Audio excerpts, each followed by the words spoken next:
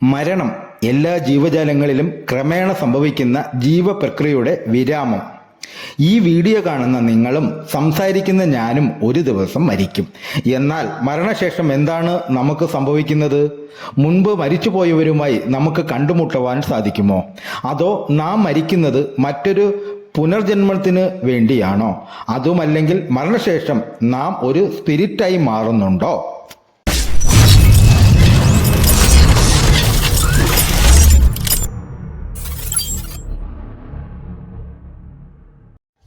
മനുഷ്യൻ ചിന്തിക്കാൻ തുടങ്ങിയ കാലം മുതൽ മനുഷ്യന്റെ ഒപ്പമുള്ള വിഷയമാണ് മരണാനന്തര ജീവിതം. നിരവധി വ്യത്യസ്തങ്ങളായ അഭിപ്രായങ്ങളാണ് ലോകമെമ്പാടും മരണാനന്തര ജീവിതത്തെപ്പറ്റി നിലനിൽക്കുന്നത്. അപ്പോൾ ആദ്യം നമുക്ക് മരണാനന്തര ജീവിതത്തെപ്പറ്റിയുള്ള കുറച്ച് വിശ്വാസങ്ങൾ നോക്കാം. ഗ്രീക്ക് വിശ്വാസപ്രകാരം മരിച്ച് അടക്കം ചെയ്തതിനു ശേഷം നാം ഭൂമിയിലടിയിലേക്ക് പോകും. അവിടെ മരണശേഷം ആളുകൾ എത്തുന്ന ഒരു അറയുണ്ട്. അവിടെയാണ് മരണത്തിന്റെ ദേവൻ എന്ന് ഗ്രീക്കുകാർ വിശ്വസിക്കുന്ന എഡീസിന്റെ താവളം. പിന്നീട് പുനർജനിക്കുന്നത് വരെ നാം എഡീസിന് ഒപ്പമായിരിക്കും. ചില ഗ്രീക്ക് ജർമ്മൻ സംസ്കാരങ്ങളിൽ അടക്കം ചെയ്തതിനു ശേഷം കുഴികളിലേക്ക് ചില ലിഖിതങ്ങളും മൃതദേഹത്തിനൊപ്പം വയ്ക്കും. പുനർജനിച്ചു കഴിഞ്ഞതിനു ശേഷം പാലിക്കേണ്ട നിർദ്ദേശങ്ങളായിരിക്കും ഇതിൽ. എന്നാൽ എല്ലാ ഗ്രീക്കുകാരും ഇത് വിശ്വസിച്ചിരുന്നില്ല. ചില ഗ്രീക്ക് ചിന്തകന്മാരാണ് സ്പിരിറ്റ് എന്ന ആശയം ആദ്യമായി മുന്നോട്ട് വയ്ക്കുന്നത്. അടക്കം ചെയ്ത ശേഷം ഭൂമിക്കടിയിലേക്ക് പോകും എന്ന വാദം ഇവർ തള്ളി. മറിച്ച് മനുഷ്യൻ ജനിക്കുമ്പോൾ മനുഷ്യന്റെ ഉള്ളിൽ സ്പിരിറ്റ് ഉണ്ടെന്നും അത് സൂപ്പർ സ്പിരിറ്റിൽ ലയിക്കുകയാണ് ചെയ്യുന്നതെന്നും അവർ വാദിച്ചു. സോക്രട്ടീസിനു മുമ്പുള്ള കാലഘട്ടമായ പ്രീ സോക്രട്ടീസ് കാലഘട്ടങ്ങളിൽ സ്പിരിറ്റ് എന്നത് മനുഷ്യനിൽ മാത്രമുള്ള ഒന്നായിരുന്നു. അപ്പോൾ മൃഗങ്ങളുടെ കാര്യമോ?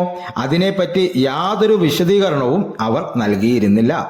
അതുകൊണ്ട് തന്നെയാണ് സോക്രട്ടീസ് പോലെയുള്ള പണ്ഡിതന്മാർ ഇതിനെ എതിർത്തതും. അതേസമയം സ്പിരിറ്റ് എന്ന ആശയം ഇല്ലായിരുന്ന ഒരു സംസ്കാരമായിരുന്നു ഈജിപ്ഷ്യൻ സംസ്കാരം. ജീവൻ ശരീരത്തെ വിട്ട് പ്രപഞ്ചത്തിൽ ചേരുമെന്നും അത് തിരിച്ച് മനുഷ്യരിലേക്ക് കൊണ്ടുവരാൻ സാധിക്കുമെന്നും അവർ വിശ്വസിച്ചിരുന്നു. അതിനാൽ തന്നെ അവർ തങ്ങളുടെ കുടുംബാംഗങ്ങളുടെ ശരീരം ജീർണിക്കാതെ മമ്മികളാക്കി സൂക്ഷിച്ചിരുന്നു. ഇത് കണ്ടെടുക്കപ്പെട്ടിട്ടുമുണ്ട്. ബുദ്ധമതത്തിൽ വളരെ വ്യത്യസ്തപ്പെട്ട ഒരു കാഴ്ചപ്പാടാണ് ഇതിനെപ്പറ്റി ഉണ്ടായിരുന്നത്. സ്പിരിറ്റിനെ പറ്റിയുള്ള കാഴ്ചപ്പാടുകളിൽ അല്പം ആധുനികതയുള്ളത് ഇതിനാണെന്ന് കരുതപ്പെടുന്നു. ആത്മാവ് എന്നുള്ളത് ഒരു സങ്കല്പം ബുദ്ധമതത്തിൽ ഉണ്ടായിരുന്നില്ല. പ്രധാനമായും ദൈവം എന്ന സങ്കല്പവും ഇല്ലായിരുന്നു. എന്നാൽ ബുദ്ധമതം പിളർന്നപ്പോഴാണ് ബുദ്ധനെ ദൈവമായി ആരാധിക്കുന്ന മഹായാന ബുദ്ധമതം ഉടലെടുത്തത്. അതിനു മുമ്പുള്ള ബുദ്ധമതം യഥാർത്ഥത്തിൽ യുക്തിയെ പിന്തുണയ്ക്കുന്നതായിരുന്നു. മരണശേഷം മനുഷ്യനും അവന്റെ മനസ്സും ഭൂമിയോട് ചേരുമെന്നും അവർ വിശ്വസിച്ചു. ഇത്രയും കേട്ടതിൽ നിന്ന് നിങ്ങൾക്ക് എന്താണ് തോന്നുന്നത്? യഥാർത്ഥത്തിൽ മരണാനന്തര ജീവിതം ഉണ്ടായിരിക്കുമോ? മരണശേഷം നാം ഒരു സ്പിരിറ്റായി മാറുന്നുണ്ടോ? സ്പിരിറ്റ് എന്നതിന് യഥാർത്ഥത്തിൽ തെളിവുകളൊന്നുമില്ല. ഇതെല്ലാം ചിന്തകന്മാരുടെ മനസ്സിൽ നിന്നും വന്ന ആശയങ്ങൾ മാത്രമാണ്. മനുഷ്യൻ ചിന്താശേഷിയുള്ള ഒരു ജീവിയാണ്.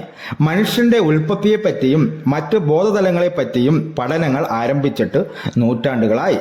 ബോധതലത്തെ യഥാർത്ഥത്തിൽ മറ്റാരെങ്കിലും നിയന്ത്രിക്കുന്നതാണോ എന്ന സംശയമാണ് പിന്നീട് സ്പിരിറ്റ് എന്ന സങ്കല്പത്തിലേക്ക് നയിച്ചത്.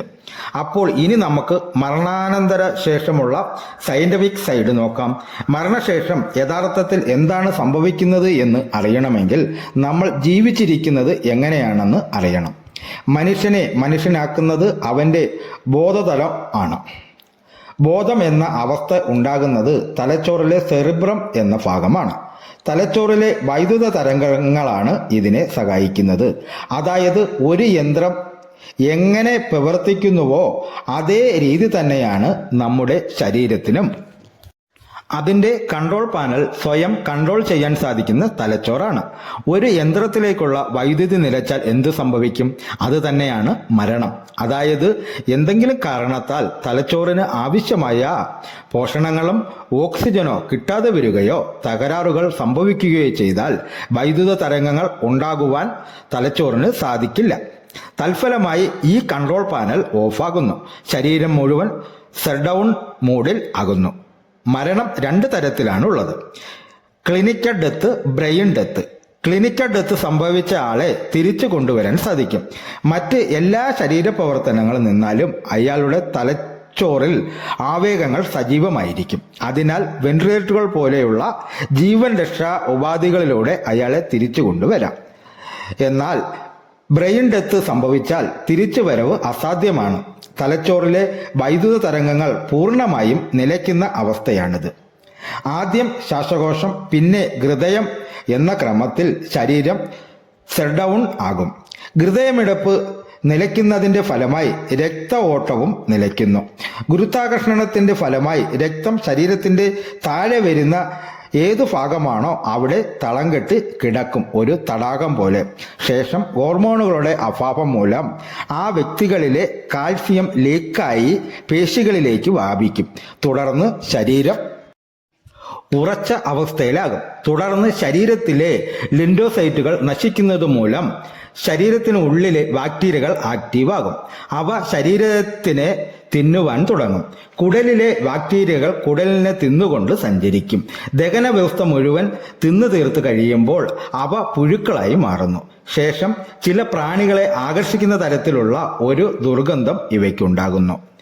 ഈ പ്രാണികളും ബാക്ടീരിയകളും കഴിച്ചതിന്റെ ബാക്കി മണ്ണിൽ വിഘാടകർ വിഘടിക്കും. തുടർന്ന് ഇത് തന്മാത്രകളായി അന്തരീക്ഷത്തിൽ ലയിക്കുന്നു. അങ്ങനെ നമ്മൾ എല്ലാവരും തന്മാത്രകളായി മാറുന്നു. ഇതാണ് മരണശേഷം യഥാർത്ഥത്തിൽ നമുക്ക് സംഭവിക്കുന്നത്. നാം ശ്വസിക്കുന്ന വായുവിലും ഇങ്ങനെ മരിച്ച ഒരാളുടെ ഒരു തന്മാത്രയെങ്കിലും കാണും. ഓരോ ശ്വാസത്തിലും കാണും. യഥാർത്ഥത്തിൽ ഈ ജീവൻ എന്ന അവസ്ഥയെ നിലനിർത്തുന്നതിൽ ഈ തന്മാത്ര വലിയ പങ്ക് വഹിക്കുന്നുണ്ട്. അന്തരീക്ഷത്തിൽ ഓക്സിജൻ സന്തുലനം നിലനിർത്തുന്നതിന് ഇവ സഹായിക്കുന്നതായി ചില പഠനം സൂചിപ്പിക്കുന്നു. അപ്പോൾ പറഞ്ഞു വരുന്നത് എന്താണെന്ന് വെച്ചാൽ, ശാസ്ത്രീയമായി മരണാനന്തര ജീവിതം എന്നത് ഒരു മിത്തോളജിയാണ്.